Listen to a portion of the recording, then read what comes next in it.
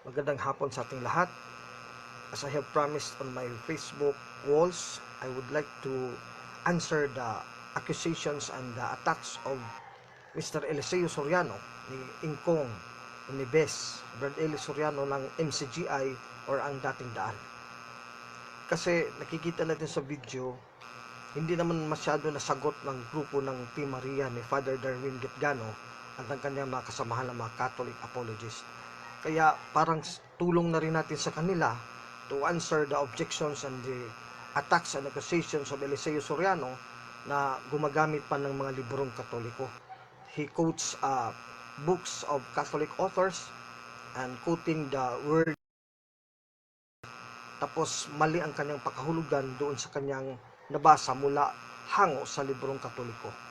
For example, yung libro ni Saint Louis Grignon de Montfort na True Devotion to Blessed Virgin Mary, nakasulat daw doon na si Santa Maria, sinabi doon, she is transformed into God by grace. Na si Santa Maria daw ay para sa kanyang pakahulugan niya, naging Diyos na tulad ng Diyos mismo by grace. Yun ang statement doon sa libro. Just for ano lang naman, a little summary of what Eliseo Soriano through his YouTube account Armor of God is trying to tell the people na para sa Katoliko daw, transformed into God by grace, meaning naging ginawa daw na sa Katoliko na Diyos na si Santa Maria. Hindi, mali yun ang pakahulugan ni Mr. Eliseo Soriano sa pakahulugan ng santo ni si Saint Louis Montfort, Grignon de Montfort. By the way, hindi yun sa as claimed by Father Darwin Gitgano na libro ni yung True Devotions to the Blessed Virgin Mary. It's not a book written by Saint Alfonso Liguori. Yung sinulat na Alfonso Liguori na devotional book is entitled The Glories of Mary. Yun yung ang author ay si Saint Alfonso Liguori. But the author of the True Devotions to the Blessed Virgin Mary is written by another saint who is known as Saint Louis Grignon de Montfort. Ngayon, sasagutin natin bakit sinabi ng santo na Saint Louis Montfort na si Santa Maria ay transformed into God by grace. Si Mr. Soriano din naniniwala din na ayon do sa Biblia, yung mga binigyan ng salita ng Diyos ay naging katulad na rin ng Diyos o tatawagin din Diyos because they also share or have been imparted with the power and authority of God Himself. Maraming talata yan si Mr. Soriano Kaya nga, he also claims to be God Himself kasi nagdadala daw siya ng salita ng Diyos. Tapos he quotes in the scriptures. For example, Mr. Soriano would love to quote, gagamitin lang natin itong ang dating Biblia, itong Old King James Tagalog version. He quotes Psalms, mga awit ni David, Salmo Kapitulo 82, talatang 1 hanggang 2, ito ang kanyang talata. Kaya Father Darwin at Team Maria, dapat makinig din kayo sa mga paninindigan ni Ingkong, ni Bes, Brad Eli Soriano. Kasi nandyan lang ang mga sagot natin sa mga pahayag niya Awit 82, 1 hanggang 2. Ang Diyos ay tumatayo sa kapisanan ng Diyos. O capital D din yung Diyos, referring to God. Alam ni Mr. Soriano, this refers to God, yung unang Diyos. Pangalawang Diyos, capital D din. Pero this refers not to the Almighty God, but to the sons of God. Siya'y humahatol sa gitna ng mga Diyos. Hanggang kailan magsihatol kayo sa kalikuan at magsigalang sa mga pagkatao ng masama. And verse 6, sabi ng Diyos, aking sinabi, aking sinabi, kayo'y mga Diyos, at kayong lahat ay mga anak ng kataas-taasan. Gayon may mga matay kayong parang mga tao, at mga bubuwal na parang isa sa mga pangulo. Psalms chapter 82, o awit ni David, Kapitulo 82, talatang 1-2, versikulo 5 hanggang 6. This is quoted even by our Lord and Savior Jesus Christ. Ginamit din ni Mr. Soriano dito ang talata sa Juan Kapitulo 10, kasi this is quoted by Jesus when he was having an argument with the Jews in his claim that he and his Father are one in John 10:30. Kaya Christ also quoted this verse in Psalm 2, verse 1 to 2, 5 to 7, where in John chapter 10, verse 30, Christ claims, ako at ang Ama ay iisa. Hindi naniwala ang mga Hudyo sa kanya, kaya he quotes the scriptures in this part of the Bible in his Psalms chapter 82, verse 1 to 2, 5 to 6. Juan 10:34 hanggang 35. Sinagot sila ni Jesus, hindi baga nasusulat sa inyong kautusan? Quoting Psalms 82, 1 to 2, 5 to 6. Aking sinabi, kayo'y mga Diyos. Ay, napakaliwanag. D-I-O-S ang spelling pareho Sa Psalms 82:1, yung dalawang word na Diyos, capital D yung isa Hindi ibig sabihin na yung isang Diyos ay katumbas na ng unang Diyos. God, ganun din dito sa pagkakot ni Kristo, napakaliwanag. Juan 10:34-35. At aking sinabi, kayo'y mga Diyos. Kung tinawag niyang mga Diyos, D-I-O-S, yaong mga dinatna ng salita ng Diyos, capital D Diyos, at hindi mangyayaring sirain ng kasulatan, sinabi ba ganin yung tungkol sa kanya na pinabanal ng Ama at sinugo sa sanglibutan, ikaw ay namumusong sapagkat sinasabi ko, ako ang anak ng Diyos. Sabi ng Armor of God YouTube account ni siguro kay Eliseo Soriano to at kanyang mga kasamahan, mga members of MCGI, kapusungan daw. Sabi ni Kristo, hindi kapusungan kasi sabi ng Diyos, kayo'y mga Diyos. Quoted to ni Mr. Soriano, dito ba, you will try to play ignorant of this verse na paborito mo to? Kasi nagtuturo ka, maraming Diyos. Ikaw, Diyos na rin, sabi mo sa video mo. Kaya nga, you justify this with this verse in Psalms 82, 1 to 2, 5 to 6. Quoted by Christ in John chapter 10, verse 33 to 36. Kung hindi ko ginagawa ang magawa ng aking Ama, sabi ng anak na si Kristo, ay huwag ninyong akong sampalatayanan. Datapwat kung ginagawa ko ang mga yaon, kahit hindi kayo magsisimpalataya sa akin, ay magsisimpalataya kayo sa magawa, upang maalaman ninyo at mapag-unawa ng Ama ay nasa akin, at ako ay nasa Ama. Kaya, the Father is in the Son, John 10:38-39. In a way, Blessed Virgin Mary is transformed into God, not God Almighty, but in a relative sense. Kaya dito, theology comes in kasi wala pong teolohiya si Mr. Eliseo Soriano. Para sa kanya, pag Diyos, ay yun na yung Diyos na mismo na Almighty God. Mali.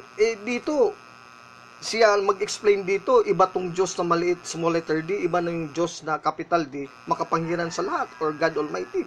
Ganun din yan, Mr. Eliseo Soriano. Huwag kang kunwaring tanga ka dito, talata mo to. Pero in Catholic theology, kasi wala ka namang teolohiya, alam kong mahina ka sa Biblia actually, because you don't have biblical theology. Mga kapatid ko mga Katoliko at mga Protestante, itong distinction, ang Almighty God is Diyos, God, in an absolute sense. Dalawa yan absolute sense, and then the word God applied to the saints and to the angels. Even angels are also applied by the term or the word God, small letter G, G-O-D, God, in a relative sense. Baga, kasi they share the nature of God, the powers and authority of God, the words of God are in them. So in that relative sense, not absolute sense, they are also called gods or God, G-O-D, in the scriptures. Hindi yan alam ni Mr. Eliseo Soriano, kaya Mr. Eliseo Soriano, dapat matuto ka kay Brother Alvin. Kaya takot ka makipagdebate sa akin, Mr. Soriano, kasi marami kang hindi alam Matatakot ka kasi pag magdebate tayo, matututo ka ng maraming bagay. Siguro sa ibang Catholic apologists, sa tingin mo, silang matututo sa iyo at marami kang may turo sa kanila. Siguro naman hindi nila alam ang marami ding bagay. Pero sa akin, Mr. Eliseo Soriano, kay Mr. Gitamundok, alam ko, matakot ka sa akin makipagdiskusyon kasi mahiya ka sa publiko kasi marami ka palang hindi alam sa Biblia. Isa na yung teolohiya, wala kang alam sa teolohiya ng Biblia. O hindi mo nga alam yung Almighty God in an absolute sense. Absolute sense, He is God. He is given the worship due to Him as an absolute being, absolute God. Kaya absolute worship din and praise, ibibigay natin sa Diyos. Pero sa santo, sa banal, sa anghel, sa tao, na banal ng Diyos, in a relative sense, they are also called small letter G, gods. Itong talata mo, Tutulan mo ba ngayon ang talata mo sa Psalms chapter 82 verse 1 to 2, 5 to 6? O awit ni David sa 82, 1, 2, 5, 6, at dito sa New Testament quoted by Jesus Christ, our Lord Himself, in John chapter 10 verse 33 to 39. This is your justification, tapos ngayon hindi mo tanggapin. Ang kulang mo lang, hindi mo pa alalam, yung Almighty God is absolute God. The Almighty, omnipotent, absolute God. He is only one. Yung mga santo na bigyan ng kapangyarihan ng Diyos are not absolute God or Almighty God. Marami sila, mga santo at anghel, mga banal. They are called gods, kaya nga plural Through the same word, G-O-D, God, because in a relative sense, kaya they are also given the worship or the respect and veneration in a relative sense, not absolute sense. For example, meron din mga title ng Diyos, na Panginoong Diyos, na ibinigay niya, iginawad niya, kahit man lang sa mga earthly kings dito sa lupa. For example, King Nebuchadnezzar. Si Mr. Soriano, ang dami pa palang hindi alam nito Nagpapabilib lang to sa publiko, sa mga tao, na siya daw ang pinakamagaling dito sa Pilipinas at baka pa sa buong mundo. Alam niya ng lahat ng sulok ng Biblia. Ito, isang talata ng Biblia, hindi pala niya alam Ibig sabihin, pag may isang hari tinawag na hari ng mga hari, Diyos na yun, ang pakulugan mo, Mr. Soriano. Hindi. In a relative sense, even an earthly king like King Nebuchadnezzar can be called or given the title King of Kings or Lord of Lords. But that does not mean that is already the Almighty Lord or Almighty God in heaven. Is only given by the power and authority by God. Saang talata, Mr. Eliseo Soriano? Ibubo pala to si Mr. Eliseo Soriano, hindi alam ang talata ng Biblia. Sa pabilisan ng talata, Mr. Soriano, siguradong talo ka sa akin Kasi madaldal ka man sa talata, mahina ka Matagal mo masundan yung mga talata mo, yung bunganga mo, mas marami ka pang sinasabi. Ako dito, sunod-sunod yung talata ko. O hindi mo tong alam ang talatang to, Mr. Soriano, o ngayon matuto ka. You will learn from me. Daniel chapter 2, verse 37 to 38. Makinig ka, Mr. Eliseo Soriano, Armor of God at mga MCGI members. Makinig kayo sa talata ng Biblia, hindi nyo pala alam nito at inyong puno. Daniel 2:37 hanggang 38. Sabi ni Propeta Daniel, addressing to King Nebuchadnezzar, Ikaw o hari, you o king, ay hari ng mga hari or the King of Kings. In other terms, Lord of Lords, King of Kings, na pinagbigyan, bakit naging hari ng mga hari siya sa buong mundo? Babylonia, hari ng mga hari. Bakit? Na pinagbigyan ng Diyos sa langit ng kaharian at ng kapangyarihan at ng kalakasan at ng kaluwalhatian. Sinong nagbigay? Yung Almighty God ng titulo na hari sa mga hari, yung hari si Nebuchadnezzar, ang hari ng Babylonia. Sabi ni Propeta Daniel na may kasi ng Espiritu Santo. O ngayon tutulan mo yan, Mr. Eliseo Soriano. Tapos sasabihin mo, mali ang pagkasabi dyan ni Saint Louis Grignon de Montfort that Mary is transformed into God by grace. Kaya nga yung grace, yun yung kapangyarihan ng Diyos. Kaya si Santa Maria pwede rin tawagin ding gods because she bore in her womb the Word of God who is God. John 1:1, in the beginning was the Word. The Word was with God and the Word was God. Kay Santa Maria, John 1:1, Santa Maria bore the Word of God in her womb. Luke chapter 1 verse 35. Liliban ka ng kataas-taasan. Ang Diyos na makapangyarihan sa lahat, ibig sabihin ng Ama sa langit. Mantakin mo, Mr. Eliseo Soriano at MCJ, ADD, Lucas 1:35.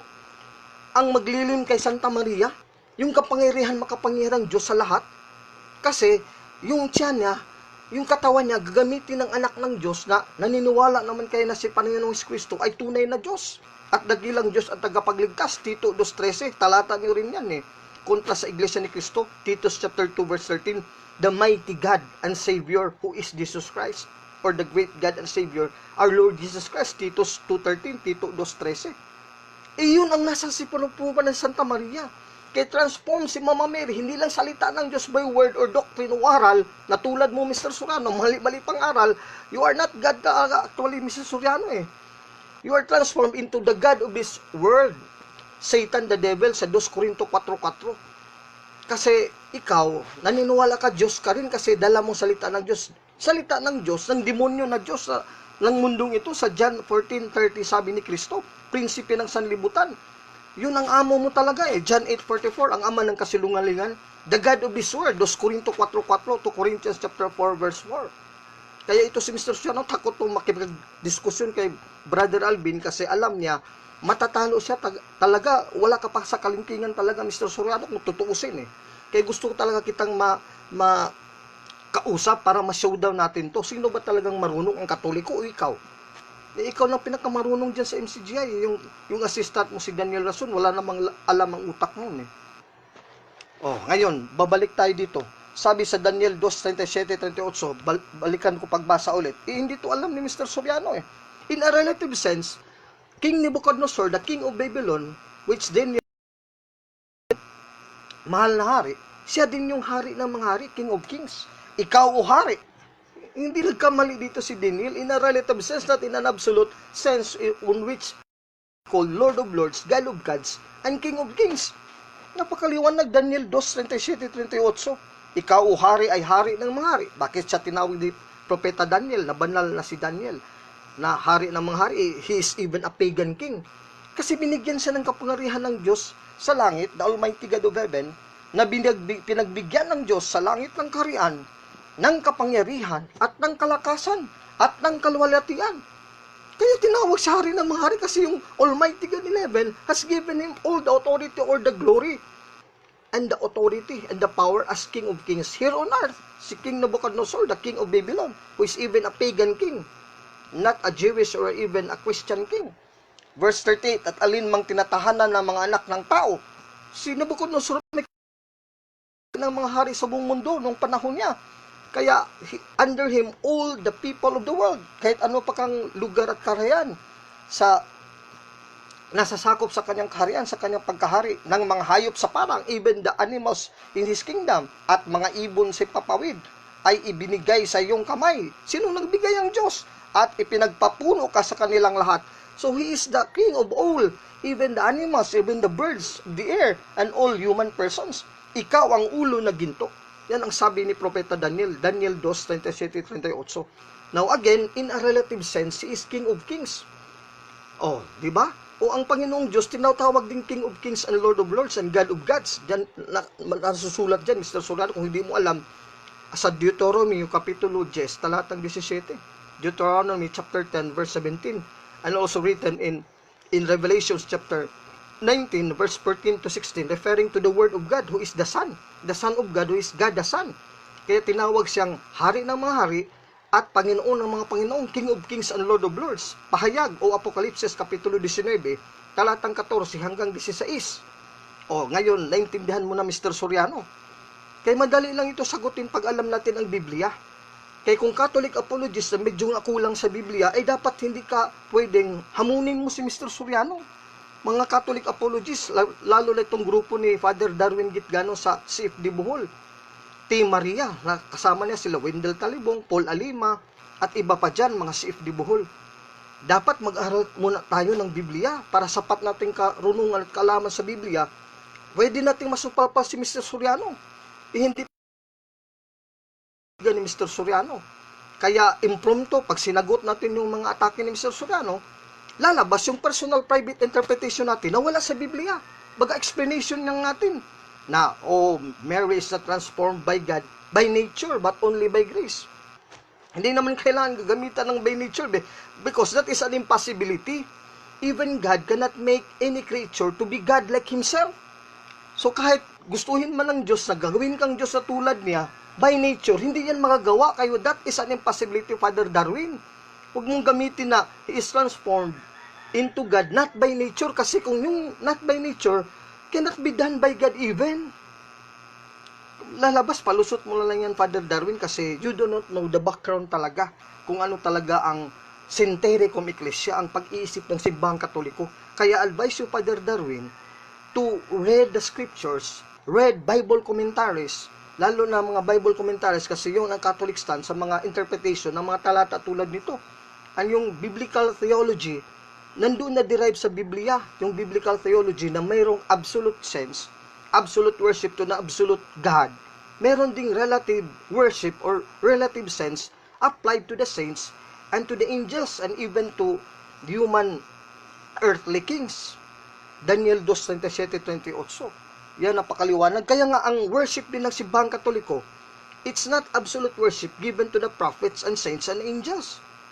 That the worship given to God. For example, in Daniel 2:46-47, itong mababasa natin dito mismo sa the same chapter of the prophet Daniel, chapter 2. Kanina binasa natin sa taas, talatang 37-38. Ibababa na lang natin sa dalawang talata din sa baba, 46-47. Si Daniel ay tinahas ng ari. Ayan. Nang magkagayoy ang haring Nabucodonosor, ay nagpatira pa at sumamba kay Daniel. Sinamba ba ni haring Nabucodonosor si Daniel bilang Diyos sa langit? Nakikilala ni haring Nabucodonosor ang Diyos sa langit, the Almighty God, who is worthy of the absolute worship of men and angels, nandoon sa langit. Kaya yun nga nagbigay ang Almighty God ng kapangyarihan sa kanya ni haring Nabucodonosor. Daniel 2:37-38, pinaalam ni Propeta Daniel. Kaya pagkikilala niya kay Daniel, hindi si Daniel ang Diyos sa makapangyarihan sa lahat in an absolute sense. Alam niya si Propeta Daniel, dala ang salita ng Diyos. Kaya nalalaman niya sa pamamagitan ng kasi ng Espiritu Santo na ito si Propeta Daniel ay parang Diyos na rin. Yun ang ibig sabihin, transformed into God by grace. Kasi yung kapangyarihan, grace, yung grasya, yung biyaya, yun ang kapangyarihan ng Diyos, the authority of God. Kay Propeta Daniel, hindi siya ina ng Diyos kasi hindi siya babae na nanganak kay Santa Maria, pero he bears the word of God because he's the prophet of God na nagsasalita kay propeta na kay haring Nabucodonosor. Kaya nakakilala ni haring Nabucodonosor sa propeta Daniel are God, because transformed by the power and the authority and the grace of God into God, but not the absolute God, but a relative God, because he shared the nature of God. Daniel 2:46-47. O ayan, Mr. Soriano, turuan na tuloy kita. Hindi mo rin alam ng talatang to MCAJ at Iglesia ni Cristo at pati ibang mga protestante. Tanga sa Biblia Kaya magpaturo din kayo sa mga Katoliko. O dito, pati mga Katoliko matuto din kayo. Nang magkagayoy ang haring Nabucodonosor ay nagpatira pa. O ayan, nagpatira pa. At sumamba kay Propeta Daniel. Sumamba. But in a relative sense of worship. Veneration. Veneratio in Latin. Itong pagsambang ito, hindi ito pagsamba sa Diyos na makapangyarihan sa lahat in an absolute sense. No. Kasi pag ni haring Nabucodonosor, the prophet Daniel would have corrected him. Like as John was corrected by the angel in Revelations, pahayag o Apocalypse chapter 19 verse 10. Dito hindi ni-correct ni Propeta Daniel ang pagbigay ng pagsamba in a relative sense ni haring Nabucodonosor kay Propeta Daniel. Nagpatira pa at sumamba kay Daniel. Napakaliwanag, letra polita ni Mr. Soriano. So, tututulan mo ang letra polita sa Biblia. Anti-Biblia ka, lalabas, anti-Kristo ka, anti-Diyos ka. At nag-utos na sila maghandog ng alay at ng may masarap na amoy sa kanya. Ibig sabihin ng incenso. Verse 47, ang hari ay sumagot kay Daniel at nagsabi, napakaliwanag, kilala ni haring Nabucodonosor ang tunay na Diyos sa langit. Sa katotohanan ng inyong Diyos ay Diyos ng mga Diyos at Panginoon ng mga hari, ibig sabihin hari ng mga hari. The same title with what Prophet Daniel gave to King Nabucodonosor of King of Babylon as King of Kings in Daniel 2:37-38 above.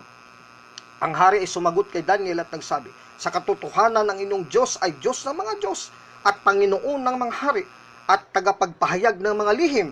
Ibig sabihin, lihim ng salita ng Diyos. The mysteries and the secrets of God. Yamang ikaw ay napagpahayag ng lihim na ito.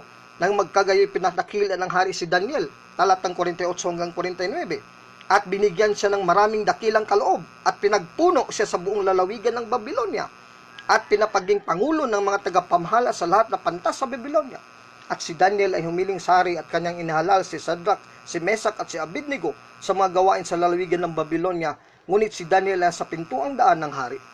After the king, the prophet Daniel became the highest official in the land kasi nandoon nga siya nakatindig, nakaupo sa may pintuang dahan ng hari. Daniel 2:46-49. Yun yung relative sense of worship na ginagawa ng simbahang Katoliko sa mga banal sa langit, lalo na kay Santa Maria. Kahit tinatawag nating hyperdulia, it's still relative worship, not absolute sense of worship. It is given to God alone, who is worthy of all our worship. Kaya sinasabi sa Mateo Kapitulo 22, love God with all your heart, with all your mind, with all your soul. That is in an absolute sense given to God alone. Ba't hindi natin ginagawa sa mga santo, kahit kay Santa Maria in an absolute sense, only in a relative sense? Kasi naging Diyos din sila, kabahagi ng Diyos, sapagkat ang kalikasan, kapangyarihan at grasya at biyaya ng Diyos, otoridad ng Diyos ay nasa kanila rin. Di lalo na kay Santa Maria. O kay Santa Maria dito, babasahin natin. Sa Lucas Kapitulo 1, talatang 35. It is the Holy Trinity, the Father, Son, and Holy Spirit, was given power to the Blessed Virgin Mary kasi siya is the bearer of the Word of God who is God Himself, God the Son. Son of God, John 1:1. In the beginning was the Word. The Word was with God, and the Word was God. John 1:1. Lucas Kapitulo 1, talatang 34 ay nagsasabi dito. Umpisahan natin sa verse 30 hanggang 35. Luke chapter 1, verse 30 to 35. At sinabi sa kanya ng anghel, huwag kang matakot, Maria, sapagkat nakasumpong ka ng biyaya ng Diyos. Ayan, you have found favor or grace or power with God. Luke 1:30. Tutulan mo yan, Mr. Soriano. Kaya yung transformed by grace, andyan sa Biblia eh. Lucas 1:30. Hail Mary, full of grace, the Lord is with thee. Ave Maria, gratia plena. Dominus tecum. Lucas 1:28. Luke chapter 1, verse 28. Duenas version, meron akong Duenas version sa English Bible. Ganyan din sa King James version. You are with grace, with the favor of God. Luke 1:28. Sa Grego, kaireke karitomene. She was full of grace. Kaya full of the power of God. Yung grace na nakpuno ng biyaya, ang pagkatao ni Santa Maria sa Lucas 1:28, nasabi ni Anghel Gabriel na inutusan ng Diyos mula sa langit, ay kapangyarihan yun ng Diyos.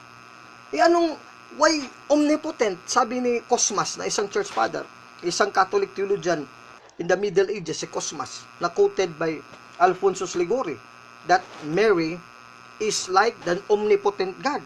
Kasi yung omnipotence ng Diyos mismo, buong persona ng Diyos anak na si Kristo, nandyan kay Santa Maria.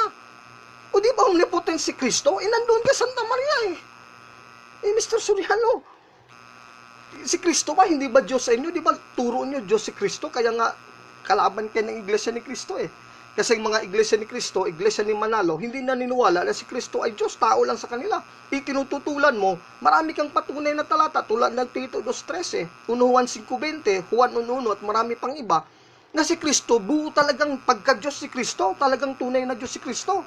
1 Juan 5:20, yun ang paborito mong talata eh, kontra sa Iglesia ni Kristo.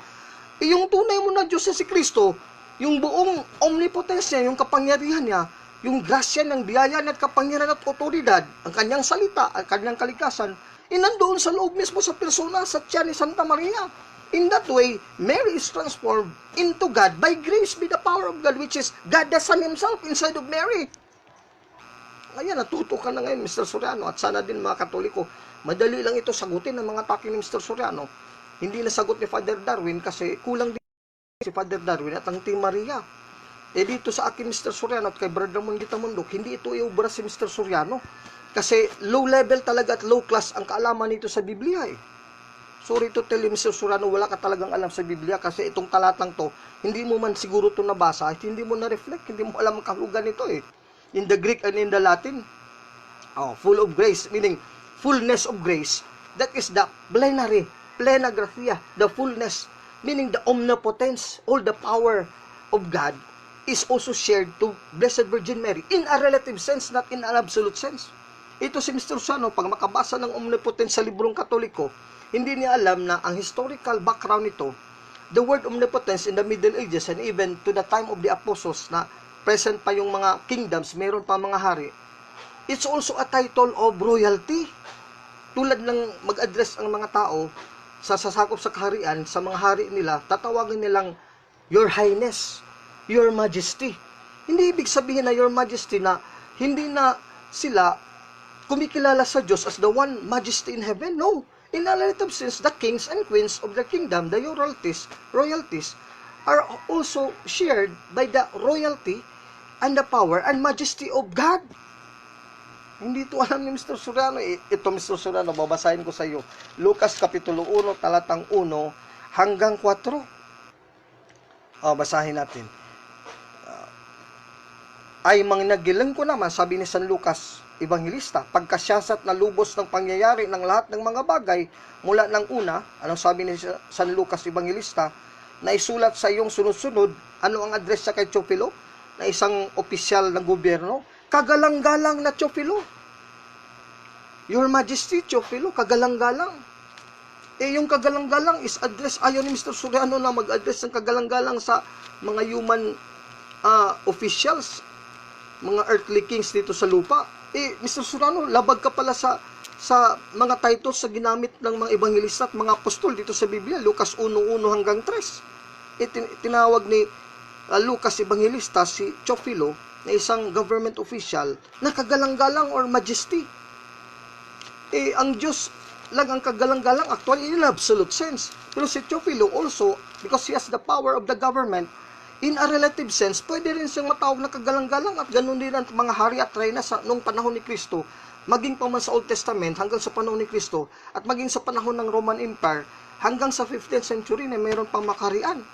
Yun ang lingwahe ng mga sinaunang tao. In the olden times, hindi alam ni Mr. Soriano Akala na pag mag-address ka ng omnipotent doon sa hari o doon kay Santa Maria, na royal naman talaga Santa Maria kasi siya yung ina ng Diyos sa Kristo, reyna sa langit at sa lupa. Pag sinabi mong omnipotent, majesty, kagalang-galang, pamumusong na pala yun sa Diyos. No, it's not pamumusong, kundi in a relative sense, not in an absolute sense. God is absolute majesty, Hebreo 1:1. Yun ang sinasabi, hanggang 3. Ang Diyos na nagsalita ng unang panahon sa ating mga magulang sa iba't ibang panahon at sa iba't ibang paraan sa pamamagitan ng mga propeta, ay nagsalita sa atin ng mga huling araw na ito sa pamamagitan ng kanyang anak na siyang itinalaga na tagapagmana sa lahat ng mga bagay, na sa pamamagitan naman niya ay ginawang sanglibutan. Verse 3 in Hebrews chapter 1 verse 1-3. Palibasa sa sinag ng kanyang kaluwalhatian ay tunay na larawan ng kanyang pagka-Diyos at umaalalay ng lahat ng mga bagay sa pamamagitan ng salita ng kanyang kapangyarihan, ng kanyang magawa ng paglilinis ng mga kasalanan, ay lumuklok sa kanan ng karangalan sa kaitaasan. O karangalan sa kaitaasan, majesty on high. Karangalan, ito si Teofilo, kagalang-galang. He also shared the power and authority of God Almighty in heaven in a relative sense, Mr. Soriano, not in an absolute sense. God is truly majestic in heaven, the only majesty in heaven, and above all majesties on earth, and even in heaven. Absolute majesty, absolute na kagalang-galang, karangalan ng Diyos. Hebreo 1:1 hanggang 3, Hebrews chapter 1 verse 3. Tapos yung tao naman dito sa lupa, human governments, mga public officials, they are also addressed in a relative respect, in a relative. Napakaliwanag, Lucas 1:1 hanggang 3, Hebreo 1:1 hanggang 3. Hindi to pala alam ni Mr. Soriano. Para sa kanya, pag nabasa na sa librong Katoliko, omnipotence, sa lumang panahon yan Hindi naman yan sa termino natin in modern times, sa omnipotence refers agad to God Almighty. No! In the olden times, nung nandyan pa mga hari at reyna, ngayon wala nang hari at reyna sa panahon natin. Bukod na lang sa Saudi Arabia, sa Malaysia, mga Muslim kingdoms, sa atin wala na, sa Katoliko. Meron mga titular kings and queens, they are not anymore as the omnipotent reigning in the olden times. Kaya nga, potentate yun ang tawag ng mga hari at reyna in the olden times. Potentates, potents. Kasi, the equivalent to omnipotence in a relative sense, kasi silang may kapangyarihan sa lahat ng tao sa lupa. Daniel 2:37-38. Under ng mga hari at reyna, kaya tinawag din silang omnipotent, potentate, the king and queens in the olden times. Tulad ng title ng Diyos, pero in a relative sense, not in an absolute sense. Kasi Daniel 2:38, lahat ng mga bagay, mga tao sa lupa, under nila, nasasakop nila pati mga ibon sa papawid at pati mga hayop sa lupa. Ganyan yung relative sense, Mr. Eliseo Soriano, ng MCJ, ang dating daan. Members Church of God International, ang dating daan. Wala namang mababasa sa Biblia, Members Church of God International. Masasamang tao pa na lumalakad sa ang dating daan sa Job 22:15. Dapat kayong mahiya, Mr. Soriano, kasi wala pala talaga kayong alam sa Biblia. Iyon ang ibig sabihin ng omnipotence na ginamit as a title to the Blessed Virgin Mary by Cosmas and other church fathers na kinote ni St. Alfonso Liguori sa kanyang libro, Glories of Mary. Tapos, dito sa Lucas 1, basahin natin ulit. Mr. Soriano, hindi alam tong mga Lucas, ayaw nila kasi bigyang pansin itong San Jose, ukol kay Santa Maria, kasi natin ukol sa ating mahal na Birheng Maria. Sila kontra nila Santa Maria, kaya ayaw nilang mga talatang to. O Lucas 1:30 hanggang 35, basahin natin ulit. Sa 28, at pumasok siya, si Angel Gabriel, ibig sabi kay Santa Maria, at sinabi, magalak ka, ikaw na toong pinakamamahal, ang Panginoon ay sumasayo. O ngayon, sa King James English Version, ano ang salin dito sa English, King James Version ng Protestante? Itong paborito ni Mr. Serrano, King James English at King James Tagalog. O Luke chapter 1 verse 28, tulad din ng Douay Rheims Version. Sabi dito, and the angel came unto her, ibig sabihin kay Blessed Virgin Mary, and said, Hail, thou art highly favored, the Lord is with thee, blessed art thou among women. O sa verse 30, and the angel said unto her, Fear not, Mary, for thou hast found favor with God. O napakaliwanag niya ng favor. Sa original Greek is chaire ke charitomene. Kaya charis, favor or grace. Sa Latin, Ave Maria, gratia plena, Dominus tecum. Bakit chaire? Meaning, be happy, Blessed Virgin Mary. Why? You are blessed. Be happy. You should rejoice. Why? Chaire ke charitomene. Because plena gratia, meaning you are filled with the grace, with the power, with the biyaya of God Almighty in heaven. Because God is with you, Dominus tecum. Okay, the verse speaks for itself. Why Mary is also omnipotent in a relative sense in comparison to God and in comparison to other creatures created by Almighty God dito sa Biblia at sa aral ng Simbang Katoliko, sa sulat ng mga santo, tulad sa sinabi ni Saint Cosmas, a church father, sinabi ng santo ni Saint Louis at ni Saint Alfonso Ligori, quoting Saint Bernardine of Siena. Nandito lang yan dito sa Biblia, ang sagot niyan. Hindi man lang ito na-quote ni Father Darwin Gitgano, ni Lawindel Talibong at ng Ate Maria. Kaya sana magkahango kayo ng aral dito sa exposition ko, Father Darwin. Huwag kayong umasa sa sarili niyong kaalaman. Magtanong naman kayo sa amin ni Brad Ramon Gitamundo. You should respect the chief Roman Catholic apologist because the wisdom of God is first among all the Catholic apologists. Tulad ni Haring Nabucodonosor, King of Kings, merong apologists of apologists dito sa bansang Pilipinas at hindi yun kayo, Mr. Talibong. Alam niyo kung sino yun, kaya makinig kayo at magtanong kayo doon sa mga taong the apologists of the apologists or King of the apologists. Kasi meron talagang taong binigyang ganun eh.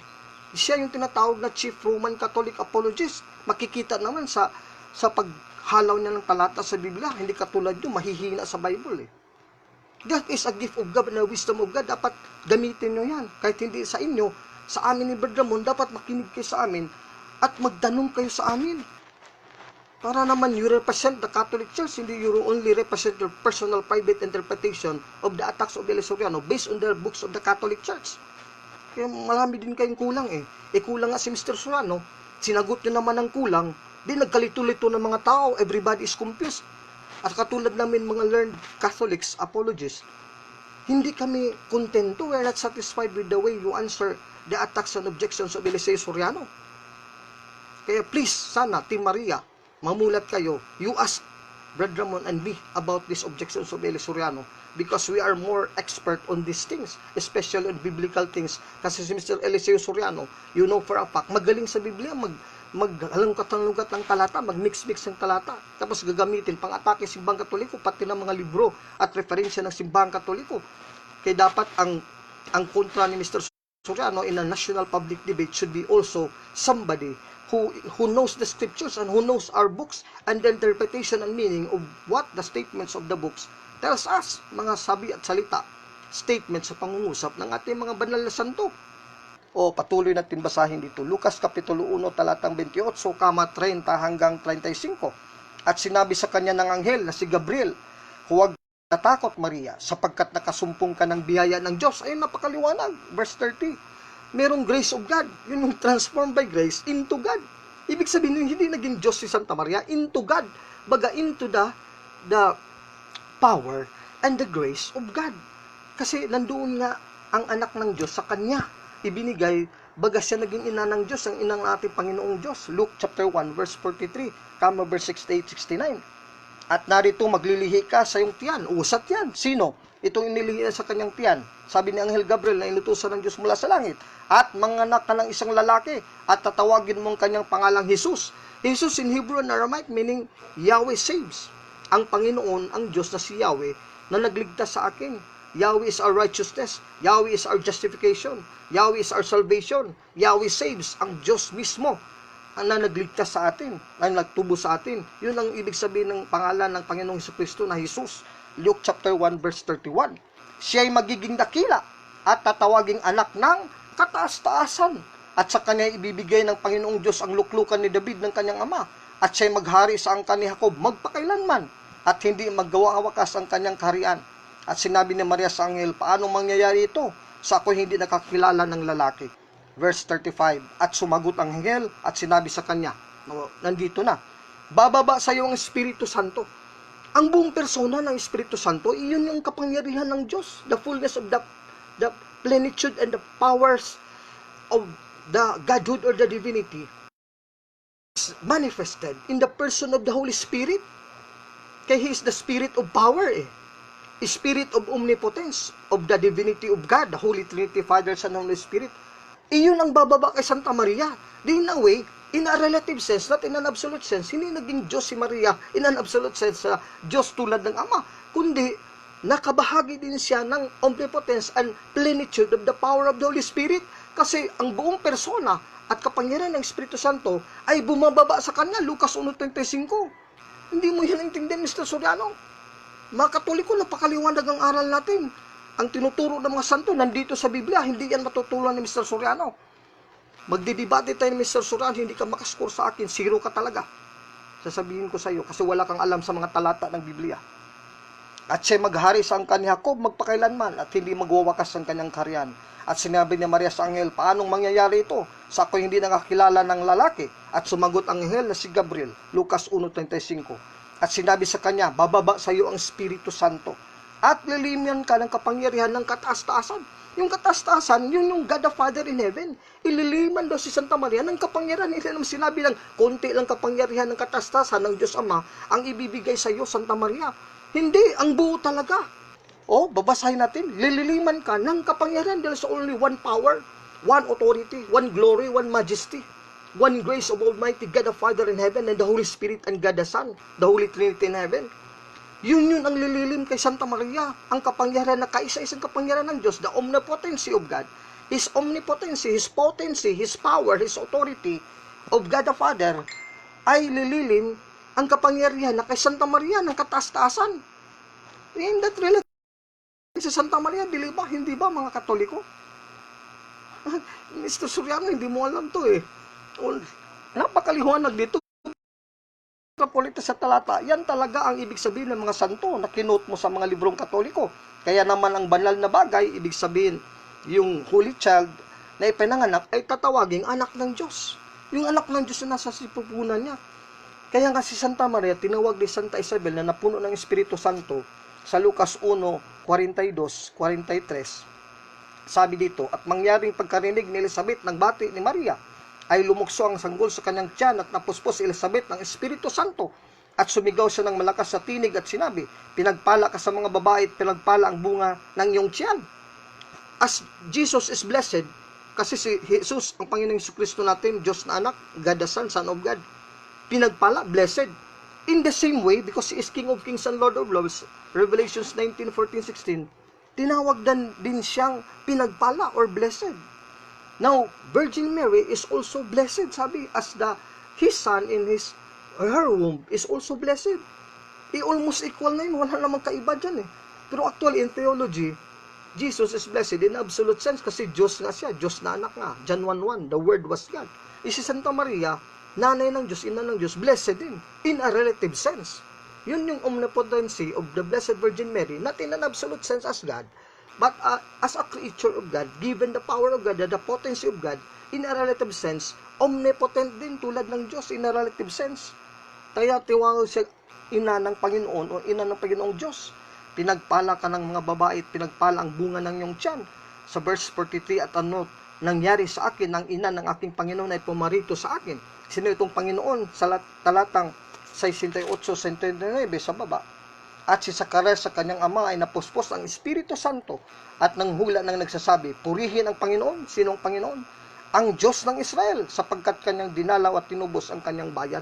Lucas 1:41 hanggang 42-43, talatang 67 hanggang 68. Sinong Panginoon? Panginoong Diyos ng Israel na dumating, pumunta rito at dumalaw at tinubos ang kanyang bayan. Walang iba yan ang Panginoong Jesucristo. Ngayon, sabi naman ni Saint Alfonso Liguori, nag-quote naman doon kay isang santa na si Saint Bernardine of Siena, who said and stated in that book, Glories of Mary, by Alfonso Liguori, isang Catholic theologian and Bishop of the Roman Catholic Church. He quotes the Saint Bernardine of Siena na nagsabi, at the command of Mary, all obey, even God. Kapusungan daw, sabi ng Armor of God YouTube account ni Mr. Soriano at ng MCJ o Dating Daan. Hindi yan kapusungan. Kasi batay din yan sa talata ng Biblia. Kasi even God the Son, Jesus Christ our Lord and Savior, who is King of Kings and Lord of Lords, true God, 1 John 5:20, tunay na Diyos, Diyos talaga, the Word was God, John 1:1, tunay na Diyos, unang 1:5:20, the great God and Savior, Titus chapter 2 verse 13, at Lord of Lords and King of Kings, Revelation chapter 19 verse 14-16. Itong mga talatang ito nakuha ko sa Bible. Alam to ni Mr. Soriano eh. Huwag kang magbulag-bulagan dyan, Mr. Soriano. Tama yung sabi ng santa ni Saint Bernardine of Siena, na all obey at the command of Mary, even God. The prayers of Mary are like commands to God. Bakit? Kasi nga, ang Diyos na anak na si Kristo, yun yung ang karugtong ni Santa Maria para maidulog niyang kanyang mga pananalangin doon sa Holy Trinity, sa Father, Son, and Holy Spirit, through our Lord Jesus Christ, who is His Son, who is no other than the Son of God and God the Son. O, pinakita ba dito na sumunod si Kristo na Diyos na anak kay Santa Maria? Pati na nga kay Senyor San Jose na tatay-tatay ni Jesus, sumunod din si Jesus. Nandito sa Biblia, nagbulag-bulagan lang ito si Mr. San. Alam nitong talatang to eh. And I am sad that Catholic apologists, nakalimutan tong mga talatang ito eh. Basic to eh. Chapter 1 at chapter 1 ng John. O nandito rin sa Biblia lahat. Chapter 1 at chapter 2 ng Matthew. And Catholic theology, absolute and relative sense, worship, absolute and relative sense, omnipotence. Napakaliwanag dyan ang turo ng Simbang Katoliko ng mga santo, ng mga banal, ng magisterium natin, at ang banal na kasulatan sa Biblia. O saan mababasa? Luke chapter 2, verse 47-51. O basahin natin dito. At ang lahat ng sa kanya ay nangakarinig ay nagsipanggilala sa kanyang katalinuhan at sa kanyang mga sagot. Lucas 2:47 hanggang 51, 52. At nang siya'y mga kita nila ay mga nagtaka sila. Si Santa Maria to naghahanap kay Jesus at si Senyor San Jose. Bumalik sila sa templo after 3 days kasi hindi sumama si Jesus sa kanila pag-uwi nila sa Nazaret. Bumalik sila sa Jerusalem. Doon sa templo nakita nilang Panginoong Kristo. Kaya linapitan nila at sinabihan ni Santa Maria at ni Senyor San Jose. At sinabi sa kanya ng kanyang ina, anak, referring to Christ, bakit ginawa mo sa amin ang ganyan? Narito ang iyong ama, ibig sabihin kay Senyor San Jose, at ako na hinanap kang may hapis. Verse 49-52. At sinabi niya sa kanila, ni Jesus, sinabi sa kanila kay Senyor San Jose na kanyang tatay at kay Santa Maria na kanyang nanay talaga sa laman. Bakit ninyo ako hinahanap? Di baga talastas ninyo na dapat akong maglumagak sa bahay ng aking ama? Di nila naunawa ang pananalitang ito at sa kanila'y sinabi. Verse 51 at 52. At lumusong siyang kasama, si Jesus, nakasama nila ni Santa Maria na kanyang nanay at ni Senyor San Jose nila at napasa Nazaret at napasakop sa kanila. Ayan, napakaliwanag yan, salita yan ng Diyos. This is the words of the Holy Spirit. Tutulan mo ito, Mr. Soriano. Si Kristo na Diyos, the Word of God, who is God Himself,